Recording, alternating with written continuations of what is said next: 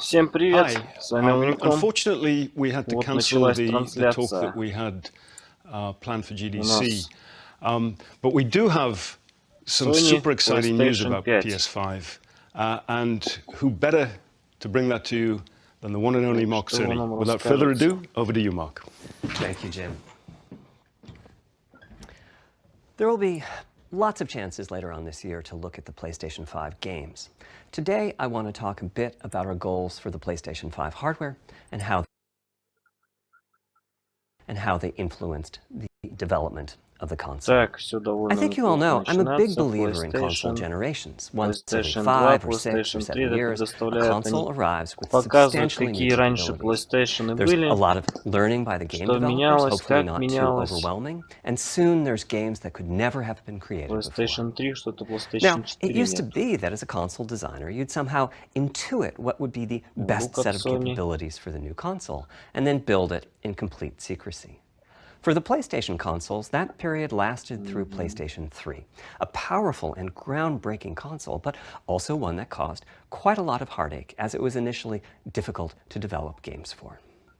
So, starting with PlayStation 4, we've taken a different approach, roughly centered around 3 principles. The first of these is listening to the developers, which is to say that a lot of what we put into a console derives directly from the needs and aspirations of the game creators. We definitely do have some ideas of our own, but at the core of our philosophy for designing consoles is that game players are here for the fantastic games. Which is to say that game creators matter. Anything we can do to make life easier for the game creators or help them realize their dreams, we will do. So, about once every 2 years, I take a tour of the industry. I go to the various developers and publishers, sit down, and discuss how they're doing with the current consoles and what they'd like to see in future consoles. This requires weeks on the road, as reaching the bulk of the game creators involves talking to well over 100 people at something like 24 publishers and developers. And it is incredibly valuable. By the way, the feature most requested by the developers, that was an SSD, which we were very happy to put in hardware, but a lot of problem solving was required. I'll be doing a deep dive on the SSD and surrounding systems later on in this talk. It's also key to make a generational leap while keeping the console sufficiently familiar to game developers. I think about this in terms of balancing evolution and revolution. Now, with PlayStation 1, 2, and 3, the target was a revolution each time with a brand new feature set. That was great in many ways, but time for the developers to get up and running got longer with each console. In the past, I've called this time to triangle. Here's what I had for those 3 consoles. To be clear, I'm not talking about time to make a game. Developers will be ambitious, and it may take them 6 years or so to realize their vision. What I'm talking about is that dead time before graphics and other aspects of game development are up and running, and trying to minimize that. On the other hand, if we're trying to reduce that dead time to 0, that means the hardware architecture can't change at all. We're handcuffed. We need to judge for each feature what value it adds and whether it's worth the increase in developer time needed to support it. So with PlayStation 4, we were able to strike a pretty good balance between performance and familiarity. We got required learning back to PlayStation 1 levels. With PS5, the GPU was definitely the area we felt the most tension between adding new features and keeping a familiar programming model. Ultimately, I think we've ended up with something under a month of getting up to speed. That feels like we're striking about the right balance. I'll go into a bit more detail later today about our philosophy with the GPU and the specific feature set that resulted from it. It's also very important for us, as the hardware team, to find new dreams, by which I mean something other than CPU performance, GPU performance, and the amount of RAM. The increase in graphics performance over the past 2 decades has been astonishing, but there are other areas in which we can innovate and provide significant value to the game creators, and through them, the players. That's why the SSD was very much on our list of directions to explore, regardless of what came out of the conversations with game developers and publishers. The biggest feature in this category is the custom engine for audio. That's today's final topic. The push for vastly improved audio, and in particular 3D audio, isn't something that came out of the developer meetings. It's much more the case that we had a dream of what might be possible 5 years from now, and then worked out a number of steps we could take to set us on that path. So here again are the three principles, the first being enabling the desires of developers to drive the hardware design. To me, the SSD really is the key to the next generation. It's a game changer. And it was the #1 ask from developers for PlayStation 5. As in, we know it's probably impossible, but can you put an SSD in it? That was a discussion we were also having internally. It was clear that the presence of a hard drive in every PlayStation 4 was having a positive impact. A lot of things that would simply have been impossible at Blu-ray disc speeds were now possible. At the same time, though, in 2015 and 2016, when we were having these conversations, developers were already banging up against the limits of the hard drive, and a lot of developer time was being spent designing around slow load speeds. I want to focus in on just one number here, which is how long it takes to load a gigabyte of data from a hard drive. The difficulty being that hard drives are neither particularly fast nor flexible. If all your data is in one block, which is frankly not very likely, you can load 50 to 100 megabytes a second, depending on where the data is located on the hard drive. Let's assume it's on the outer edge, which means loading a gigabyte takes 10 seconds. If you compress your game packages, you can fit more data on the Blu-ray disc and also effectively boost your hard drive read speed by the What if we could have not just an SSD, but a blindingly fast SSD? If we could load 5 gigabytes a second from it, what would change? Now, SSDs are completely different from hard drives. They don't have seeks as such. If you have a 5 gigabyte a second SSD, you can read data from 1,000 different locations in that second, pretty much at speed. As for time to load a gigabyte, this is next gen we're talking about, so memory is bigger. Instead, we should be asking how long to load 2 gigabytes. And the answer is about a quarter of a second. That's amazing. We're talking 2 orders of magnitude, meaning very roughly 100 times faster. Which means at 5 gigabytes a second for the SSD, the potential is that the game boots in a second. There are no load screens. The game just fades down while loading a half dozen gigabytes and fades back up again. Same for a reload. You're immediately back in the action after you die. And fast travel becomes so fast it's blink and you miss it. As game creators, we go from trying to distract the player from how long fast travel is taking, like those Spider-Man subway rides, to being so blindingly fast that we might even have to slow that transition down. Pretty cool, right? But for me, this is not the primary reason to change from a hard drive to an SSD. The primary reason for an ultra-fast SSD is that it gives the game designer freedom. Or to put that differently, with a hard drive, the 20 seconds that it takes to load a gigabyte can sabotage the game that the developer is trying to create. I think almost all of us in the room have experienced this, maybe in different ways. Say we're making an adventure game and we have 2 rich environments where we each want enough textures and models to fill memory. Which you can do as long as you have a long staircase or elevator ride or a windy corridor where you can ditch the old assets and then take 30 seconds or so to load the new assets.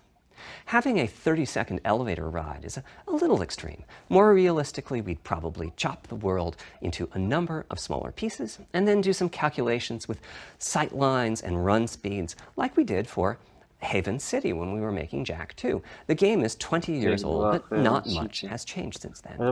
All those twisty passages are there for a reason. There's a whole subset of level design dedicated to this sort of work, but still, it's a giant distraction for a team that just wants to make their game. So when I talked about the dream of an SSD, part of the reason for that 5 gigabyte a second target was to eliminate loads, but also part of the reason for that target was streaming. As in, what if the SSD is so fast that as the player is turning around, it's possible to load textures for everything behind the player in that split second? If you figure that it takes half a second to turn, that's 4 gigabytes of compressed data you can load. That sounds about right for next gen. Anyway, back to the hard drive. Another strategy for increasing effective read speed is to make big sequential chunks of data. For example, we might group all the data together for each city block. That removes most of the seeks, and the streaming gets faster. But there's a downside too, which is that frequently used data is included in many chunks and therefore is on the hard drive many, many times. Marvel's Spider-Man uses this strategy, and though it works very well for increasing the streaming speed, there's a massive duplication as a result. Some of the objects like mailboxes or news racks are on the hard drive 400 times. What I'm describing here are things that cramp a creative director's style. Either level design gets a little bit boring in places, or the data is duplicated so many times that it no longer fits on the Blu-ray disc. And you end up with hard limits on the player's run speed or driving speed. The player can't go faster than the load speed from the hard drive. And finally, I'm sure many of you have noticed that after a patch download, the PlayStation 4 will sometimes take a long time to install the patch. That's because when just part of a file has been changed, the new data can be downloaded pretty quickly. But before the game boots up, a brand new file has to be constructed that includes the changed portion. Otherwise, every change would add a seek or two. Even so, you can occasionally see this happening on game titles. They start to hitch once they get patched enough. With an SSD, though, no seeks, so no need to make brand new files with the changes incorporated into them, which means no installs as you know them today. There's yet one more benefit, which is that system memory can be used much more efficiently. On PlayStation 4, game data on the hard drive feels very distant and difficult to use. By the time you realize you need a piece of data, it's much too late to go out and load it. So system memory has to contain all of the data that could be used in the next 30 seconds or so of gameplay. That means a lot of the 8 gigabytes of system memory is idle. It's just waiting there to be potentially used. On PlayStation 5, though, the SSD is very close to being like more RAM. Typically, it's fast enough that when you realize you need a piece of data, you can just load it from the SSD and use it. There's no need to have lots of data parked in system memory waiting to potentially be used. A different way of saying that is that most of RAM is working on the game's behalf. This is one of the reasons that 16 gigabytes of GDDR6 feels right for PlayStation 5. The presence of the SSD reduces the need for a massive intergenerational increase in size.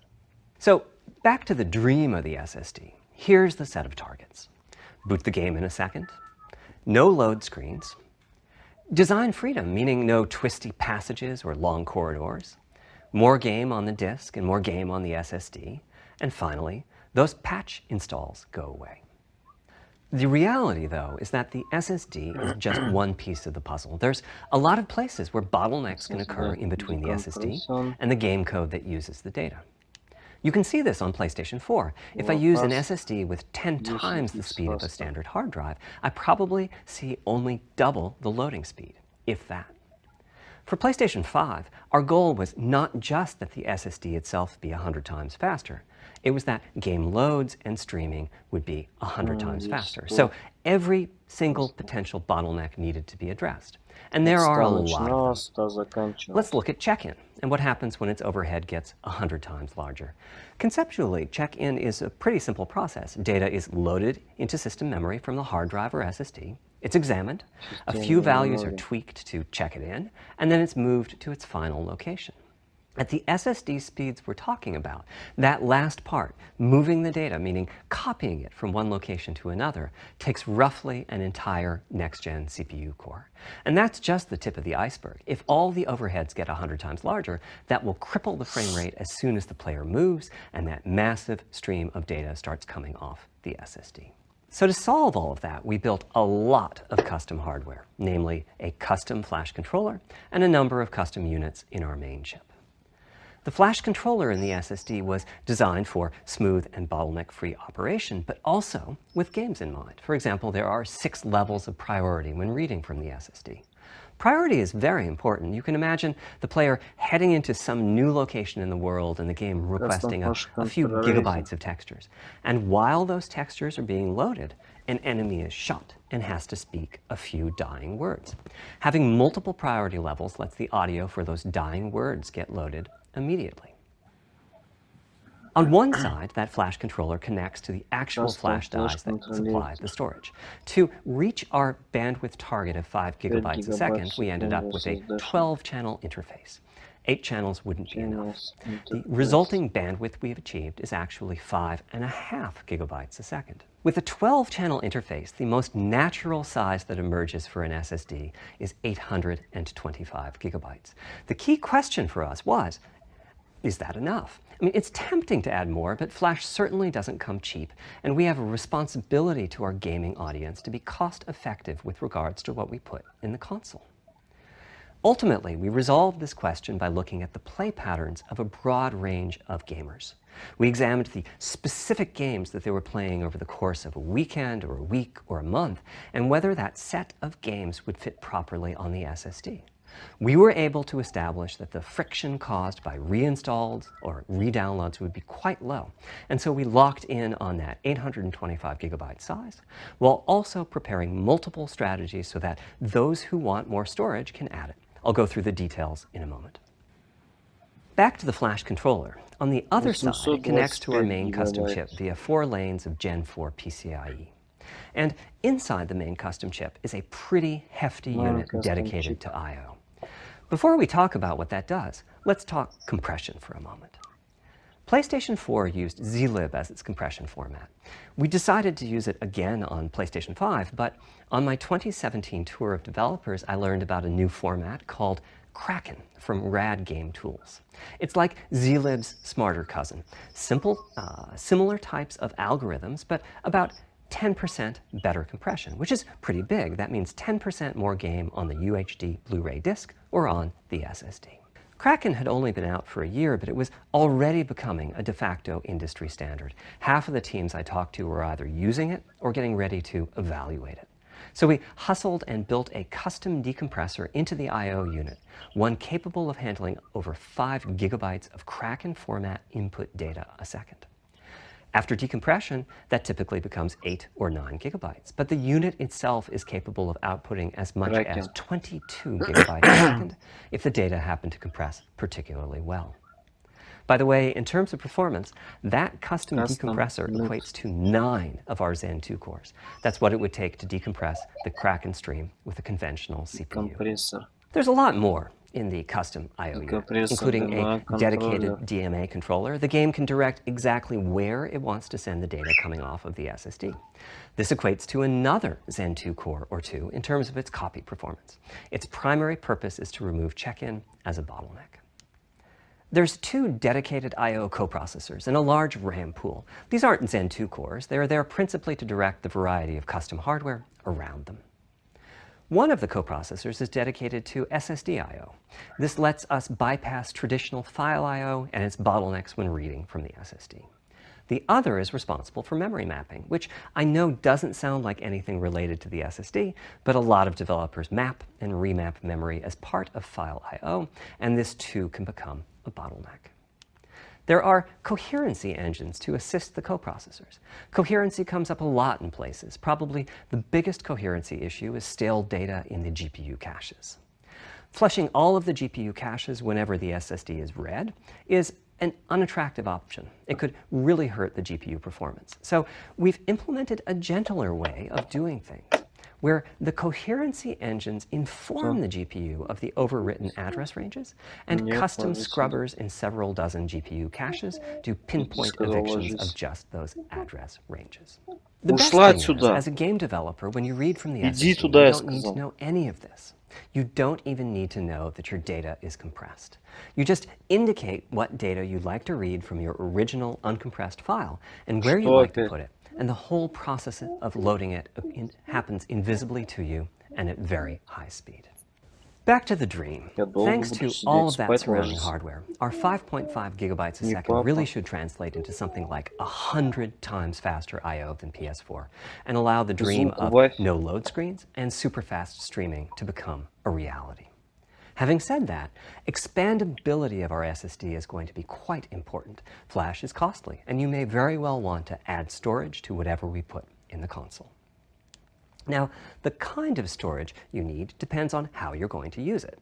If you have an extensive PlayStation 4 library and you'd like to take advantage of backwards compatibility to play those games on PlayStation 5, then a large external hard drive is ideal.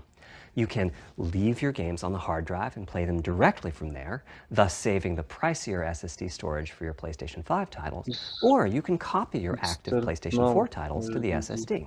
If your purpose in adding more storage is to play PlayStation 5 titles, though, ideally you would add to your SSD storage. we will be supporting certain M2 SSDs. These are internal drives that you can get on the open market and install in a bay in the PlayStation 5. As for which ones we support and when, I'll get to that in a moment. They connect through the custom I/O unit just like our SSD does, so they can take full advantage of the decompression, I/O coprocessors, and all the other features I was talking about. Here's the catch, though. That commercial drive has to be at least as fast as ours. Games that rely on the speed of our SSD need to work flawlessly with any M2 drive. When I gave the Wired interview last year, I said that the PlayStation 5 SSD was faster than anything available on PC. At the time, commercial M2 drives used PCIe 3.0, and 4 lanes of that cap out at 3.5 gigabytes a second. In other words, no PCIe 3.0 drive can hit the required spec. M2 drives with PCIe 4.0 are now out in the market. We're getting samples and seeing 4 or 5 gigabytes a second from them. By year's end, I expect there will be drives that saturate 4.0 and support 7 gigabytes a second. Having said that, we are comparing apples and oranges, though, because that commercial M2 drive will have its own architecture, its own flash controller, and so on. For example, the NVMe specification lays out a priority scheme for requests that the M2 drives can use. And that scheme is pretty nice, but it only has 2 true priority levels. Our drive supports 6. We can hook up a drive with only 2 priority levels, definitely, but our custom I/O unit has to arbitrate the extra priorities rather than the M2 drive's flash controller. And so the M2 drive needs a little extra speed to take care of issues arising from the different approach. That commercial drive also needs to physically fit inside of the bay we created in PlayStation 5 for M2 drives. Unlike internal hard drives, there's unfortunately no standard for the height of an M2 drive, and some M2 drives have giant heat sinks. In fact, some of them even have their own fans.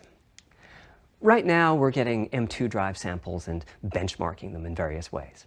When games hit beta as they get ready for the PlayStation 5 launch at year-end, we'll also be doing some compatibility testing to make sure that the architecture of particular M2 drives isn't too foreign for the games to handle.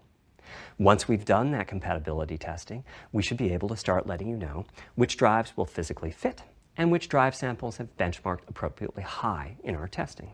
It would be great if that happened by launch, but it's likely to be a bit past it, so please hold off on getting that M2 drive until you hear from us.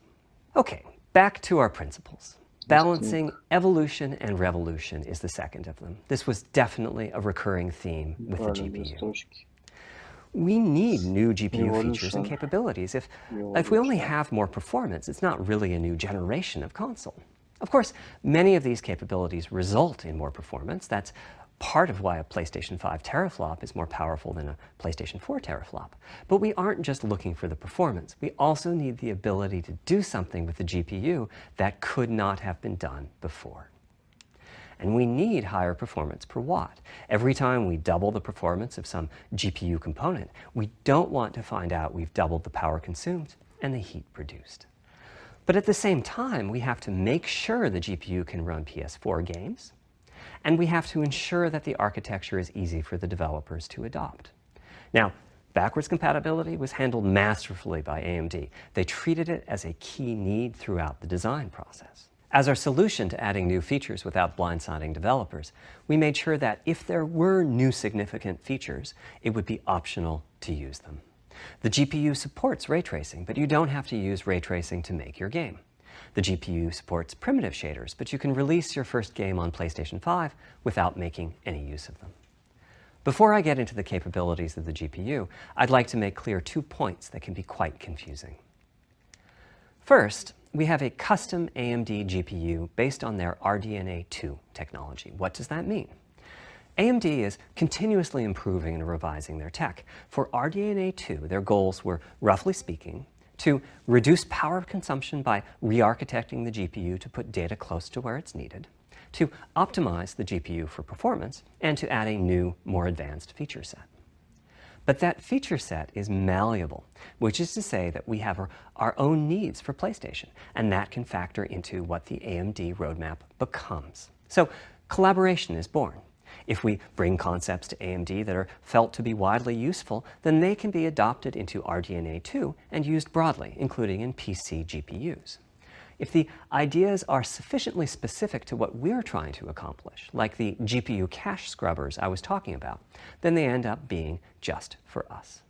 If you see a similar discrete GPU available as a PC card at roughly the same time as we release our console, that means our collaboration with AMD succeeded in producing technology useful in both worlds. It doesn't mean that we as Sony simply incorporated the PC part into our console. This continuous improvement in AMD technology means it's dangerous to rely on teraflops as an absolute indicator of performance, and CU count should be avoided as well. In the case of CPUs, we all understand this. The PlayStation 4 and PlayStation 5 each have 8 CPUs, but we never think that meant the capabilities and performance are equal. It's the same for CUs. For one thing, they've been getting much larger over time. Adding new features means adding lots of transistors. In fact, the transistor count for a PlayStation 5 CU is 62% larger than the transistor count for a PlayStation 4 CU. Second, the PlayStation 5 GPU is backwards compatible with PlayStation 4. What does that mean? One way you can achieve backwards compatibility is to put the previous console's chipset in the new console, like we did with some PlayStation 3s, but that's of course extremely expensive. A better way is to incorporate any differences in the previous console's logic into the new console's custom chips, meaning that even as the technology evolves, the logic and feature set that PlayStation 4 and PlayStation 4 Pro titles rely on is still available in backwards compatibility modes. One advantage of this strategy is that once backwards compatibility is in the console, it's in. It's not as if a cost down will remove backwards compatibility like it did on PlayStation 3. Achieving this unification of functionality took years of efforts by AMD, as any roadmap advancement creates a potential divergence in logic. Running PS4 and PS4 titles at boosted frequencies has also added complexity. The boost is truly massive this time around, and some game code just can't handle it. Testing has to be done on a title-by-title basis. Results are excellent, though. We recently took a look at the top 100 PlayStation 4 titles as ranked by playtime, and we're expecting almost all of them to be playable at launch on PlayStation 5. With regards to new features, as I said, our strategy was to try to break new ground, but at the same time not to require use of the new GPU capabilities. For more than a decade, GPUs have imposed a restriction on game engines. Software handles vertex processing, but for the most part, dedicated hardware is responsible for the triangles and other geometry that the vertices form. That means it's not possible to do even basic optimizations, such as aborting processing of a vertex if all geometry that uses it is off-screen. PlayStation 5 has a new unit called the Geometry Engine, which brings handling of triangles and other primitives under full programmatic control. As a game developer, you're free to ignore its existence and use the PlayStation 5 GPU as if it were no more capable than the PS4 GPU, or you can use this new intelligence in various ways. Simple usage could be performance optimization, such as removing back-faced or off-screen vertices and triangles. More complex usage involves something called primitive shaders, which allow the game to synthesize geometry on the fly as it's being rendered. It's a brand new capability. Using primitive shaders on PlayStation 5 will allow for a broad variety of techniques, including smoothly varying level of detail, addition of procedural detail to close-up objects, and improvements to particle effects and other visual special effects. Another major new feature of our custom RDNA 2-based GPU is ray tracing, using the same strategy as AMD's upcoming PC GPUs. The CUs contain a new specialized unit called the intersection engine, which can calculate the intersection of rays with boxes and triangles. To use the intersection engine, first you build what is called an acceleration structure. It's data in RAM that contains all of your geometry. There's a specific set of formats you can use. They're variations on the same BVH concept. Then, in your shader program, you use a new instruction that asks the intersection engine to check a ray against the BVH. While the intersection engine is processing the requested ray triangle or ray box intersections, the shaders are free to do other work. Having said that, The ray tracing instruction is pretty memory intensive, so it's a good mix with logic-heavy code. There's of course no need to use ray tracing. PS4 graphics engines will run just fine on PlayStation 5. But it presents an opportunity for those interested. I'm thinking it'll take less than 1 million rays a second to have a big impact on audio. That should be enough for audio occlusion and some reverb calculations. With a bit more of the GPU invested in ray tracing, it should be possible to do some very nice global illumination. Having said that, adding ray-traced shadows and reflections to a traditional graphics engine could easily take hundreds of millions of rays a second, and full ray tracing could take billions. How far can we go? I'm starting to get quite bullish. I've already seen a PlayStation 5 title that's successfully using ray tracing-based reflections in complex animated scenes with only modest costs. Another set of issues for the GPU involved size and frequency. How big do we make the GPU, and what frequency do we run it at? This is a balancing act. The chip has a cost, and there's a cost for whatever we use to supply that chip with power and to cool it. In general, I like running the GPU at higher frequency. Let me show you why. Here's 2 possible configurations for a GPU roughly of the level of the PlayStation 4 Pro. This is a thought experiment. Don't take these configurations too seriously. If you just calculate teraflops, you get the same number. But actually, the performance is noticeably different because teraflops is defined as the computational capability of the vector ALU. That's just one part of the GPU. There are a lot of other units. And those other units all run faster when the GPU frequency is higher.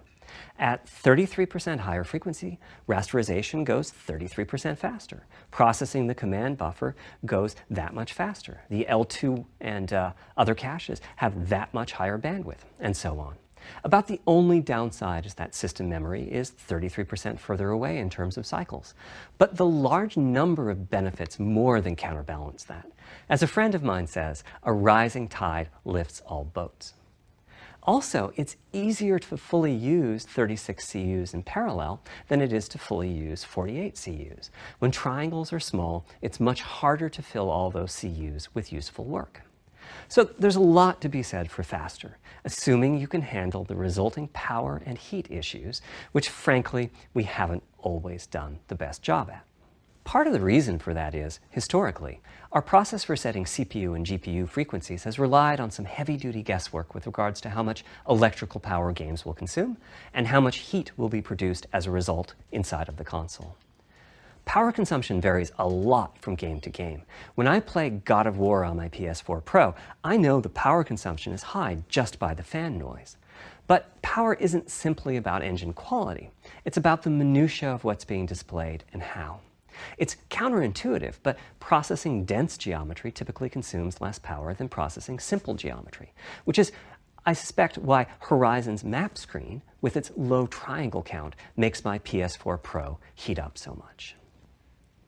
Our process on previous consoles has been to try to guess what the maximum power consumption during the entire console lifetime might be, which is to say, the worst case scene in the worst case game, and prepare a cooling solution that we think will be quiet at that power level. If we get it right, fan noise is minimal.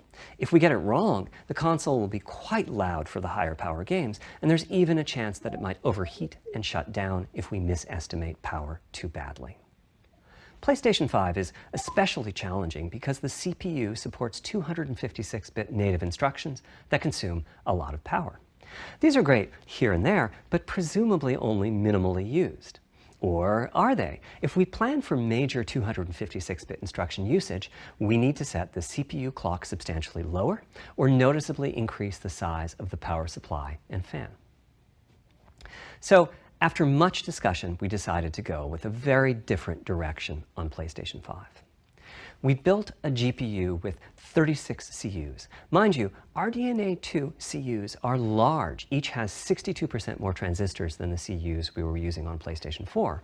So if we compare transistor counts, 36 RDNA 2 CUs equates to roughly 58 PlayStation 4 CUs. It is a fairly sizable GPU. Then we went with a variable frequency strategy for PlayStation 5, which is to say we continuously run the GPU and CPU in boost mode. We supply a generous amount of electrical power and then increase the frequency of GPU and CPU until they reach the capabilities of the system's cooling solution. It's a completely different paradigm. Rather than running at constant frequency and letting power vary based on the workload, we run at essentially constant power and let the frequency vary based on the workload. We then tackled the engineering challenge of a cost-effective and high-performance cooling solution designed for that specific power level. In some ways, it becomes a simpler problem because there are no more unknowns. There's no need to guess what power consumption the worst-case game might have. As for the details of the cooling solution, we're saving them for our teardown. I think you'll be quite happy with what the engineering team came up with. So how fast can we run the GPU and CPU with this strategy? The simplest approach would be to look at the actual temperature of the silicon die and throttle the frequency on that basis. But that won't work. It fails to create a consistent PlayStation 5 experience. It wouldn't do to run a console slower simply because it was in a hot room. So rather than look at the actual temperature of the silicon die, we look at the activities that the GPU and CPU are performing and set the frequencies on that basis, which makes everything deterministic and repeatable. While we're at it, we also use AMD's Smart Shift technology and send any unused power from the CPU to the GPU so it can squeeze out a few more pixels. The benefits of this strategy are quite large. Running a GPU at 2 gigahertz was looking like an unreachable target with the old fixed frequency strategy. With this new paradigm, we're able to run way over that. In fact, we have to cap the GPU frequency at 2.23 gigahertz so that we can guarantee that the on-chip logic operates properly. 36 CUs at 2.23 gigahertz is 10.3 teraflops, and we expect the GPU to spend most of its time at or close to that frequency and performance. Similarly, running the CPU at 3 gigahertz was causing headaches with the old strategy. But now we can run it as high as 3.5 gigahertz. In fact, it spends most of its time at that frequency. That doesn't mean all games will be running at 2.23 gigahertz and 3.5 gigahertz. When that worst-case game arrives, it will run at a lower clock speed, but not too much lower. To reduce power by 10%, it only takes a couple of percent reduction in frequency, so I'd expect any downclocking to be pretty minor. All things considered, the change to a variable frequency approach will show significant gains for PlayStation gamers. The final of our 3 principles was about finding new dreams. It's important for us on the hardware team to find new ways to expand or deepen gaming, and that's what led us to a focus on 3D audio. As players, we experience the game through the visuals, through audio, and through the feedback we receive from the controller, such as rumble or haptics. Personally, I feel a game is just dead without audio. Visuals are, of course, important, but the impact of audio is huge as well. At the same time, the audio team on a game project has to do a lot with a little. For example, on PlayStation 4, there's fierce competition for the Jaguar CPU cores. Audio typically ends up getting just a fraction of a core. That's not much of a computational resource, particularly when you consider that the visuals run at 30 or 60 frames a second, but audio processing needs to happen at almost 200 times a second. So it's been tough going making forward progress on audio with PlayStation 4, particularly when PlayStation 3 was such a beast when it came to audio. The SPUs in Cell were almost a perfect device for audio rendering. Simple pipelined algorithms could really take advantage of asynchronous DMA and frequently reached 100% utilization of the floating point unit. There's unfortunately nothing comparable on PlayStation 4. Probably the most dramatic progress in the PlayStation 4 generation has been with virtual reality. The PSVR hardware has its own audio unit. It supports about 50 pretty decent 3D sound sources. And this provided a hint as to where we could go with audio, as well as some valuable experience. Not to oversimplify, but here were our goals for audio on PlayStation 5. The first goal was great audio for everyone, not just VR users or soundbar owners or headphone users. That meant audio had to be part of the console. It couldn't be a peripheral. The second goal was to support hundreds of sound sources. We didn't want developers to have to pick and choose what sounds would get 3D effects and which wouldn't. We wanted every sound in the game to have dimensionality. And finally, we wanted to really take on the challenges of presence and locality. Now, when we say presence, we mean the feeling that you're actually there. You've entered the matrix. It's not, of course, something we thought we could perfectly achieve, but the idea was that if we stopped using just a rain sound and instead used lots of 3D audio sources for raindrops hitting the ground at all sorts of locations around you, then at some point your brain would take a leap and you'd begin to have this feeling of real presence inside the virtual world of the game. This has the capacity to affect your appreciation of the game, just like music in a game does. The concept of locality is simpler. It's just your sense of where the audio is coming from. To the right of you, behind you, above you. This can immerse you further in the game, and it can also directly enhance the gameplay. To use Dead Space as an example, I know, old school, you're fighting enemies in fairly dark, spooky locations. Back in the day, if you played the game using the TV speakers, you could tell that there was one last enemy growling and hunting you down, but it was difficult to tell quite where that enemy was. With headphones, you could tell that the enemy was somewhere on the right, which let you deduce, if you couldn't see it, that it must be somewhere behind and to your right. But with 3D audio with good locality, the idea is you know the enemy is precisely there, and you turn and you take it out. So, how do we know where a sound is coming from in the first place? Well, all those bumps and folds in the ear have a meaning, evolutionarily speaking. Based on what direction the sound is coming from, sound waves bounce around inside the ear, there's some constructive and destructive interference, and the result is a change in volume. The phase of the sound also shifts, depending on what path the sound wave took to reach the ear canal. These volume changes and phase shifts are different for each direction and also vary depending on the frequency of the sound. Head size and head shape also impact the sound in a similar fashion. The way that the sound changes, based on direction and frequency, can be encoded in a table called the Head-Related Transfer Function, or HRTF. Here's part of one. The vertical axis is the frequency. The horizontal axis is the direction, front, back, left, right, and the color gives the degree of attenuation of the sound at that frequency. The HRTF is as unique to an individual as a fingerprint is. In fact, you're looking at mine right now. Here's how we measure an HRTF. We've taken hundreds of people through this process. We put a microphone in the subject's left and right ear canals, and then sit the subject down in the middle of an array of 22 speakers. We then play an audio sweep from each speaker as we rotate the subject. In the course of 10 or 20 minutes, we're able to sample the HRTF at over 1,000 locations. Using an HRTF when rendering audio creates unparalleled quality, but it's computationally expensive.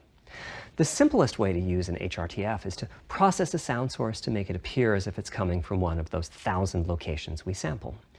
Unfortunately, the processing has to be done in frequency domain rather than time domain, so there's multiple fast Fourier transforms needed for every sound source for every audio tick. That's a lot of multiplies. This computational complexity was the determining factor for our strategy. It meant we had to bite the bullet and design and build a custom hardware unit for 3D audio. Collectively, we're referring to the hardware unit and the proprietary algorithms we run on it as Tempest 3D Audio Tech. The meaning of 3D audio and technology should be pretty obvious here. As for Tempest, I feel it really reflects our goals with audio. It suggests a certain intensity of experience and also hints at your presence within it. We're calling the hardware unit that we built the Tempest engine. It's based on AMD's GPU technology. We modified a compute unit in such a way as to make it very close to the SPUs in PlayStation 3. Remember when I said that they were ideal for audio? So the Tempest engine has no caches, just like an SPU. All data access is via DMA, just like an SPU. Our target was that it would have more power than a CPU, thanks to the parallelism that a GPU can achieve, and that it would be more efficient than our GPU, thanks to the SPU-like architecture. The goal being to make possible near 100% utilization of the CU's vector units. Where we ended up is a unit with roughly the same SIMD power and bandwidth as all 8 Jaguar cores in the PlayStation 4 combined. If we were to use the same algorithms as PSVR, that's enough for something like 5,000 sound sources. But of course, we want to use more complex algorithms, and we don't need anything like that number of sounds. It would have been wonderful if a simpler strategy, such as using Dolby Atmos peripherals, could have achieved our goals, but we wanted 3D audio for all, not just those with licensed soundbars or the like. Also, we wanted many hundreds of sound sources, not just the 32 that Atmos supports. And finally, we wanted to be able to throw an overwhelming amount of processing power at the problem, and it wasn't clear what any peripheral might have inside of it. In fact, with the Tempest engine, we've even got enough power that we can allocate some to the games, to the extent that games want to make use of convolution reverb and other algorithms that are either computationally expensive or need high bandwidth. But the primary purpose of the Tempest engine remains 3D audio. Now, 3D audio is a major academic research topic. It's safe to say that no one in the world has all of the answers. And the set of algorithms that has to be invented, tuned, or implemented to realize our vision for 3D audio is immense. For example, use of HRTFs in games is quite complex. Before, I talked about making a sound source appear as if it's coming from one of those 1,000 HRTF sample locations. But for high-quality 3D game audio, we have to handle other possibilities. The sound source might not be at one of the 1,000 HRTF sample locations, so we have to blend the HRTF data from the closest locations that we have sampled. The sound source might be moving, which needs very special handling as that blend keeps changing, and that can cause phase artifacts in the resulting audio. Or the sound source might have a size to it, meaning it should feel as if it's coming from an area rather than a single point. There's also whole categories of approaches to be handled. 3D audio can be implemented using individual processing of 3D sound sources. But alternatively, ambisonics can be used for 3D audio. Ambisonics being somewhat like the spherical harmonics used in computer graphics. And finally, there's audio devices. The player might be using headphones or TV speakers, or have a higher-end surround sound setup with 6 or more speakers, all of which need different approaches. That's a lot of variations. It's nice to have the computational resources of the Tempest engine, but it's clear that achieving our ultimate goals with 3D audio is going to be a multi-year, step-by-step process. Having said that, headphone audio implementation is largely complete at this time. It was a natural place for us to start. With headphones, we control exactly what each ear hears, and therefore the algorithmic development and implementation are more straightforward. For TV speakers and stereo speakers, we're in the process of implementing virtual surround sound. The idea being that if you're sitting in a sweet spot in front of the TV, then the sound can be made to feel as if it's coming from any direction, even behind you. Virtual surround sound has a lot in common with 3D audio on headphones, but it's more complex because the left ear can hear the right speaker and vice versa. We have a basic implementation of virtual surround sound up and running. We're now looking at increasing the size of that sweet spot, which is to say, making the area you need to be in to feel the 3D effect larger, and we're also working to boost the sense of locality. Headphone audio is the current gold standard for 3D audio on PlayStation 5, but we're going to see what we can do to bring virtual surround sound to a similar level, after which we'll start in on setups with more speakers, such as 6-channel surround sound. It's now to the point where some of the PlayStation 5 games in development are extensively using these systems.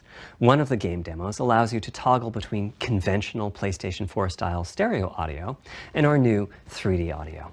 I listened with just an ordinary pair of over-the-ear headphones, and wow, I could feel a difference. 3D audio has that dimensional feel to it. Conventional stereo audio feels smashed flat by comparison. The improvement is obvious. So, a big advancement, but have I entered the matrix? Does my brain believe I'm really there, like I was talking about earlier when I explained our target of presence? Well, the answer is no, but you've probably caught on to what's missing here, namely whose HRTF was being used. It wasn't mine, it was the default HRTF. The audio team analyzed the hundreds that they measured and chose the one they felt was the closest fit to the total game-playing audience. This shows a piece of the default HRTF on the left and my HRTF on the right. You can see that the general features are much the same, but the details are quite different. With the default HRTF, as I said, the 3D audio sounds pretty great. When I use my HRTF, though, the audio reaches a higher level of realism, which is to say that when using headphones and my HRTF, I occasionally get fooled and even think a sound is coming from the real world when it's actually coming from the game. A corollary to this is that there are a few people whose HRTFs are sufficiently far from the default HRTF, that's the red dot here, that they can toggle between PS4 style and PS5 style audio and not sense much difference. I've had a few people describe the PlayStation 5's 3D audio as sounding like a bit better stereo audio. Presumably they're the ones at the very edges of this diagram. Which means what HRTF you're using is key. I'd like everyone to be able to experience what I'm experiencing, but obviously it's not possible to measure the HRTF of every PlayStation user. That means HRTF selection and synthesis are going to be big topics going forward as the Tempest technology matures. At PlayStation 5 launch, we'll be offering a choice of 5 HRTFs. There's a simple test where you pick the one that gives you the best locality. That's just the first step, though. This is an open-ended research topic. Maybe you'll be sending us a photo of your ear and we'll choose a neural network to pick the closest HRTF in our library. Maybe you'll be sending us a video of your ears and your head and we'll make a 3D model of them and synthesize the HRTF. Maybe you'll play an audio game to tune your HRTF. We'll be subtly changing it as you play and home in on the HRTF that gives you the highest score, meaning that it matches you the best. This is a journey we'll all be taking together over the next few years. Ultimately, we're committing to enabling everyone to experience that next level of realism. Hopefully, I've been able to illustrate a bit about our design and decision-making process today and why PlayStation 5 has the feature set that it does. Now comes the fun part. We get to see how the development community takes advantage of that feature set. I'm hoping for the completely unexpected. Will it come from audio, ray tracing, the capabilities of the SSD, or something else? I guess we'll find out soon enough. Thank you for your time today.